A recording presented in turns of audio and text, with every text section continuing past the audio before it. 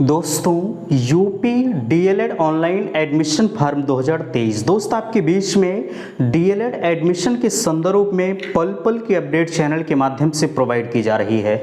जैसा कि आप देख पा रहे हैं आपके बीच में डीएलएड एडमिशन के संदर्भ में कुछ कन्फ्यूजन्स बन रहे थे। बिल्कुल आज की इस वीडियो में हम सारे कन्फ्यूजन्स को दूर करने का प्रयास हम कर रहे हैं। जैसा कि यहाँ देख पा रहे हैं हमने सुबह की वीडियो में आपके बीच में एक आंकड़ा दिखाया था कि आपके यहाँ कितने रजिस्ट्रेशन हुए हैं, अभी तक कितने रजिस्ट्रेशन के बाद आपकी जो फाइनल फीस जमा हुई है वो सब कितने हुए हैं। ठीक है, ये सारी चीज़ें मैंने आपको बता दिया था, बट एक बार फिर से आपके बीच में हम बताने का प्रयास करते हैं। आप अच्छी तरह से देखने का प्रयास करिएगा। देखिए यहाँ कहा जा रहा है सबसे पहले यहाँ टोटल रजिस्ट्रेशन की बात कही जा रही है 5,09,000 जो है 969 आपके बीच में टोटल रजिस्ट्रेशन हुए हैं। ठीक है, उसके परिप्रेक्ष्य में जो फीस अभ्यर्थियों के द्वारा जमा किया गया है टोटल फीस है 3,36,000 अभ्यर्थियों ने जो है वो फीस जमा किया है। ठीक है, और यहाँ देखिए कुल सीट आपके यहाँ कितनी है, 3,36,000 ने तो फीस जमा कर दिया है, लेकिन कुल सीट आपके यहाँ है 2,33,350 सीटों पर प्रवेश आपके बीच में 2023 सत्र में होने वाला है। ठीक है, और यहाँ देखिए जो टोटल एक्स्ट्रा अभ्यर्थी बच रहे हैं इन सीटों के सापेक्ष, यानी 2,33,350 सीट है, 3,36,000 अभ्यर्थियों ने अगर फीस जमा किया है तो सीटों के सापेक्ष एक्स्ट्रा जो बढ़ रहे हैं अभ्यर्थी वो 66,686 अभ्यर्थी जो है वो एक्स्ट्रा हो रहे हैं। आपके कॉल्स आ रहे हैं कि भैया जो है ये जो एक्स्ट्रा हो रहे हैं अभ्यर्थी इनका क्या होगा, क्या सभी का एडमिशन हो जाएगा। उससे पहले मैं आपको बताना चाहूँगा आपके बीच में संपर्क माध्यम दिया जा रहा है जो है डीएलएड एडमिशन के संदर्भ में। अगर आपको किसी भी प्रकार की समस्या होती है तो बिल्कुल आप उस नंबर पर संपर्क कर सकते हैं 9452331053 जो कि आपके बीच में दिया जा रहा है। व्हाट्सएप ग्रुप भी बना हुआ है जिसकी लिंक मैंने डिस्क्रिप्शन बॉक्स में दे रखी है।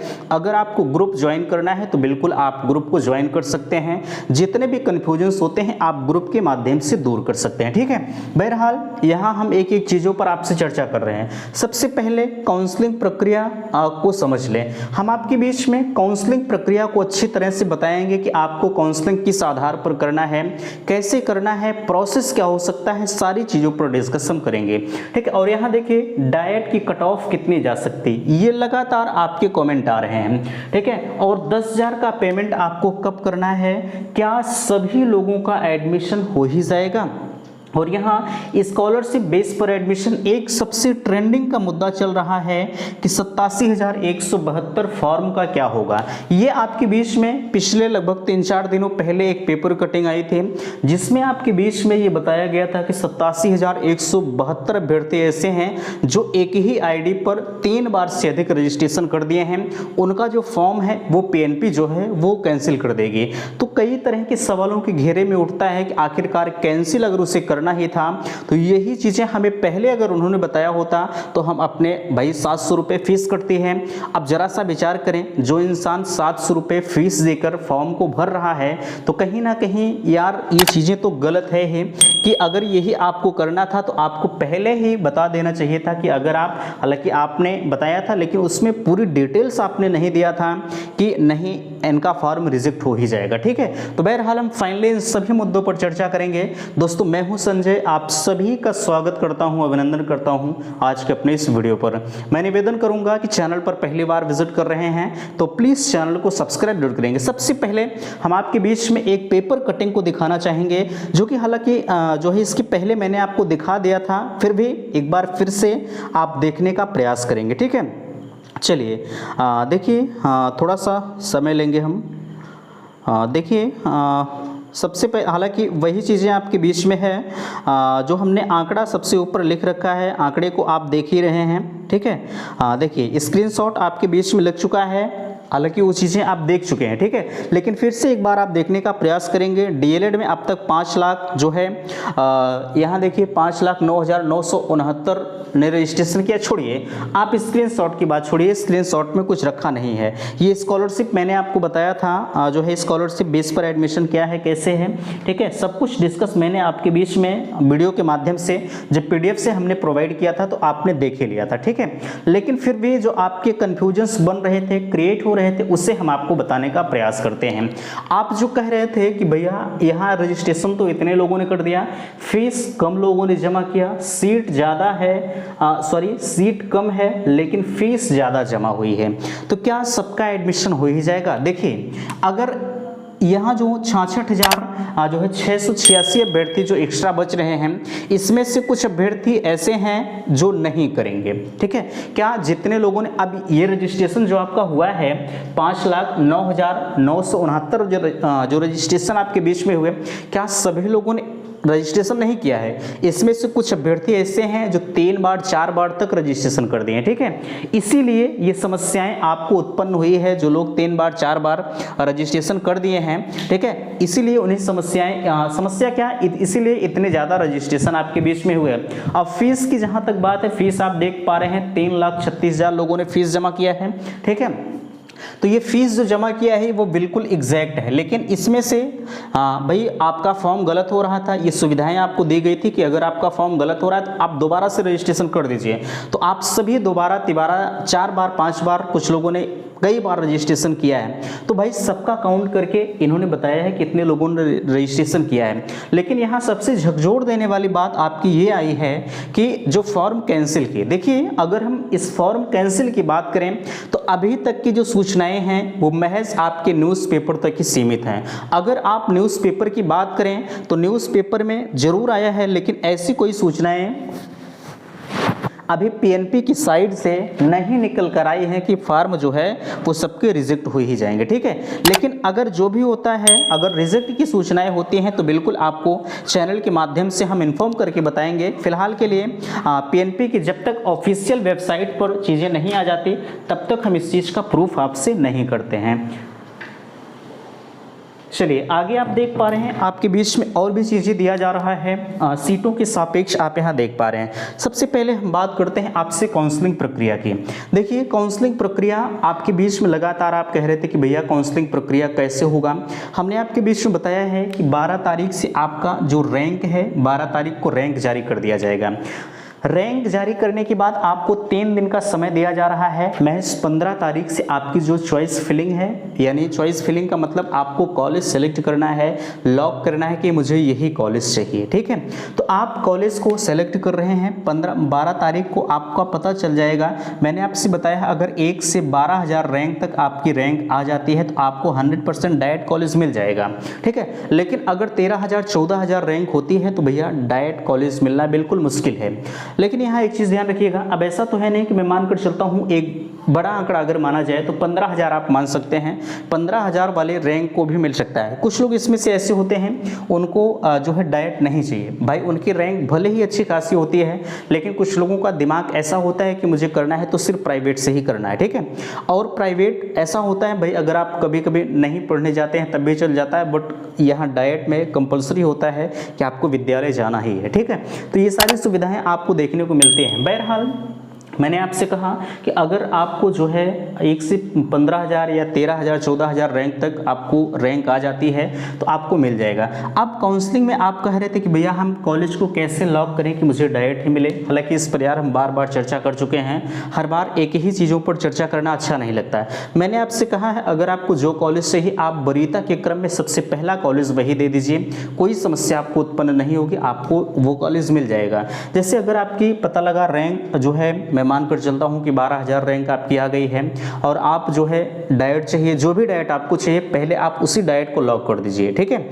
और जब उस डाइट को आप लॉक कर दे रहे हैं तो आपको मिल जाएगा, नहीं मिलता है तो आपको अगले चरण में शिफ्ट कर दिया जाएगा। अगर आप पता लगा एक डाइट लॉक कर दिए फिर नीचे प्राइवेट लॉक कर दिए तो वही प्राइवेट वाला, अगर डाइट के अकॉर्डिंग आपकी कट ऑफ नहीं है तो आपको प्राइवेट वाला कॉलेज मिल जाएगा, ठीक है। इससे भी आप ध्यान रखिएगा।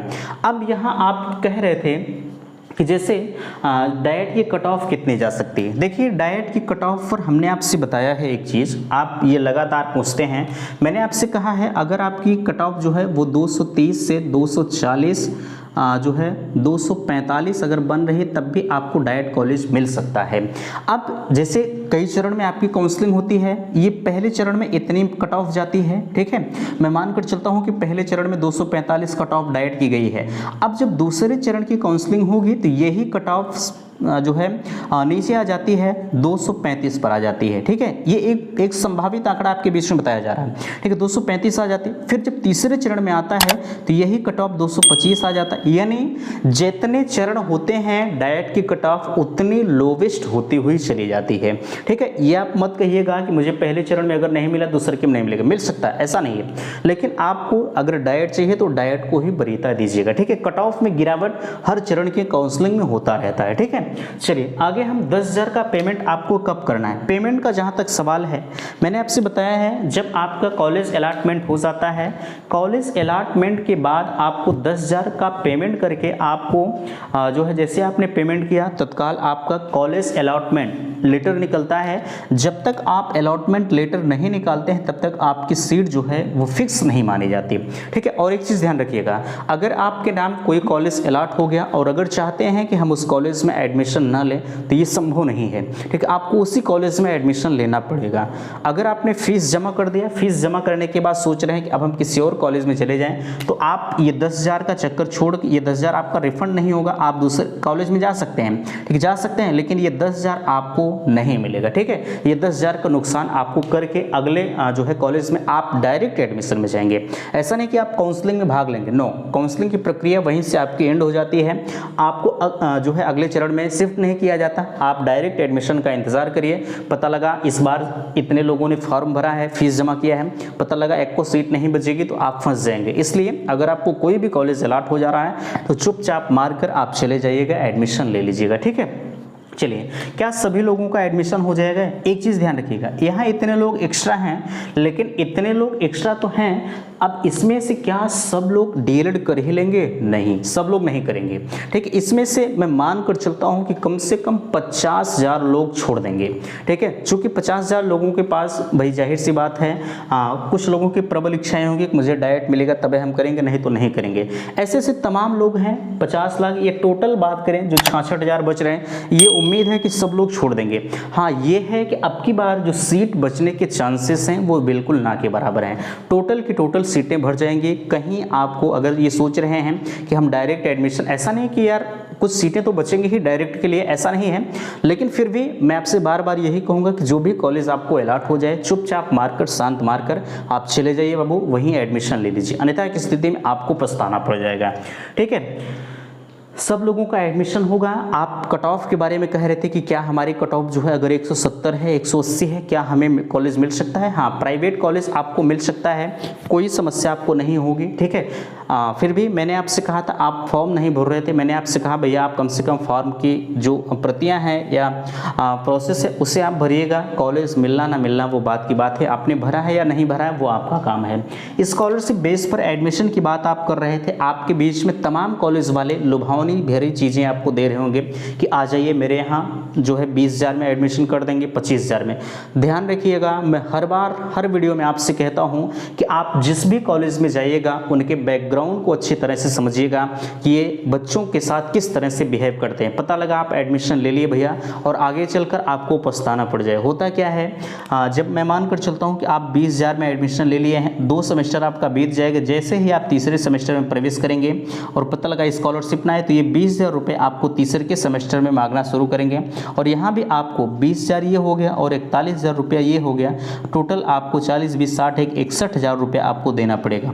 और अगर आप इतने पैसे देने के स्थिति में नहीं है तो आपको डीएलएड वहीं पर छोड़ना पड़ जाता है। ठीक है, तो हालांकि एडमिशन तो आपका कर लेंगे, ठीक है, बड़ी खुशी ढंग से कर लेंगे, लेकिन आगे चलकर फीस के लिए ये फंसाते हैं। हालांकि हर कॉलेज वाले यह नहीं करते हैं, लेकिन अधिकतर अगर देखा जाता है आपके कॉल्स आते हैं कि भैया मेरे साथ इस तरह से हुआ है, ऐसा हुआ है, तो थोड़े से बड़े कष्ट होते हैं। इसलिए मैं आपसे बार बार कह रहा हूँ कि आप जिस भी कॉलेज में जाइएगा, गर्मी थोड़ा सा ज़्यादा है, ठीक है, आप जिस भी कॉलेज में जाइएगा कम से कम उन्हें उनके बारे में जो वहाँ पूर्व में बच्चे पढ़ रहे हैं उनसे आप समझने का प्रयास करिएगा कि भैया फीस के लिए ये परेशान तो नहीं करते। अगर परेशान करते हैं तो आप उसके जिम्मेदार खुद हैं। जैसे आप कॉलेज अलॉटमेंट करने से पहले आप समझ लीजिएगा उनके बारे में, ठीक है। अगर आप समझ लेते हैं तो ठीक है, अन्यथा की स्थिति में आप खुद उसके भोगी होंगे, उसमें मेरा कुछ नहीं जाएगा, ठीक है। यहाँ जो लोग कह रहे हैं कि फॉर्म रिजेक्ट की सूचना, अभी पीएनपी की जब तक ऑफिशियल वेबसाइट पर ऐसी कोई सूचनाएं नहीं आ जाती तब तक जो है इसके बारे में कोई भी चीज़ें नहीं कहा जा सकता, ठीक है। तो फिलहाल के लिए आशा करते हैं दी गई जानकारी से आप संतुष्ट हैं। प्लीज़ वीडियो को लाइक कीजिएगा, शेयर कीजिएगा, और अगर आपको किसी भी प्रकार की समस्या है तो बिल्कुल आप मुझे कमेंट बॉक्स में अवश्य बताइएगा, और आपके लिए नंबर भी दिया जा रहा है, आप इस नंबर पर संपर्क भी कर सकते हैं, ठीक है। तो मिलते हैं आपसे नेक्स्ट अगले वीडियो में, तब तक के लिए थैंक्स, धन्यवाद।